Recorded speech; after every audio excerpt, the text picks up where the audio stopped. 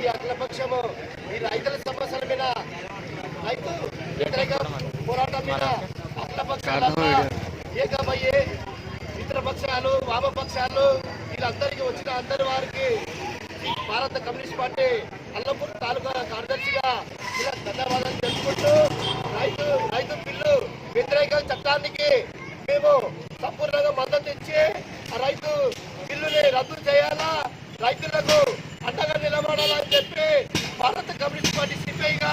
మేము డిమాండ్ చేస్తూ నాకు ఇచ్చే ఈ అవకాశము అందరికీ ధన్యవాదాలు. అఖిలపక్ష వారికి వామపక్ష వారికి అందరికీ ధన్యవాదాలు చెప్పుకుంటూ వ్యతిరేకంగా పోరాడాలనుకున్న ఆ నల్ల చట్టాల వల్ల రైతు పోతుందని చెప్పి తెలియాలనే ఉద్దేశంతోనే ఈ ధర్నాలు ఈ కార్యక్రమాలు చేపడతా ఉన్నాం. బిల్లు రద్దయ్యేంత వరకు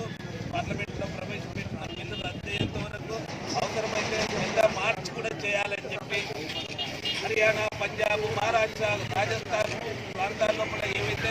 రైతులు కదిలి ముందుకొచ్చారో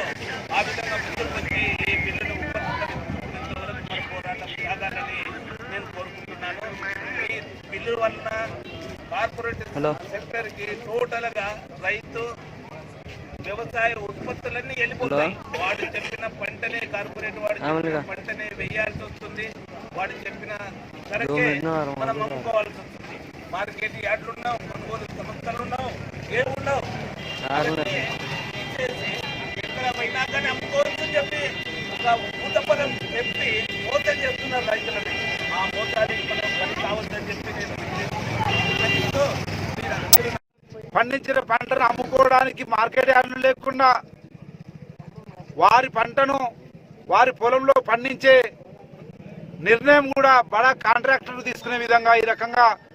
3 రైతు వ్యతిరేక చట్టాలను పార్లమెంట్లో ఆమోదించినటువంటి భారతీయ జనతా పార్టీకి వ్యతిరేకంగా యావత్ భారతదేశం మొత్తం రైతులందరూ కూడా ఢిల్లీని ముట్టడించి 13 రోజులుగా చేస్తున్నటువంటి ఉద్యమము ఇంతకు ముందున్నాడు కనీ విని ఎరగని రీతిలో జరుగుతూ ఉంది. కానీ బీజేపీ వాళ్ళు ఆ ఉద్యమాన్ని ఎవరికి తెలియకూడదని పేపర్లు, టీవీలను మేనేజ్ చేసి ఇక్కడ ఉన్న రైతులకు తెలియకుండా ప్రయత్నం చేసినప్పటికీ ఆరని మంటగా ఆ చిచ్చు ఇక్కడ ఉన్న రైతులకు కూడా తెలిసి ఆ నల్ల బిల్లులను, రైతు వ్యతిరేక బిల్లులను వ్యతిరేకిస్తూ జరుగుతున్నటువంటి ఉద్యమానికి కాంగ్రెస్ పార్టీ అలంపూర్ నియోజకవర్గము ఇక్కడ రైతులు కూడా మద్దతు తెలుపుతూ ఈరోజు వాళ్ళకి సంఘీభావంగా భారత్ బంద్లో భాగంగా ఈరోజు అలంపూర్ మొత్తం కూడా 95% మంది రైతులు ఉండేటువంటి ప్రాంతం అలంపూర్ నియోజకవర్గం అంతగా అందరూ కూడా స్వచ్ఛందంగా బంద్ చేసి రైతులకు మద్దతుగా నిలబడి ఆ 3 భారతీయ జనతా పార్టీ తీసుకొచ్చినటువంటి 3 నల్ల చట్టాలను, 3 రైతు వ్యతిరేక చట్టాలను వెంటనే రద్దు చేయాలని చెప్పి డిమాండ్ చేస్తా ఉన్నాం. అదేవిధంగా ఈ రోజు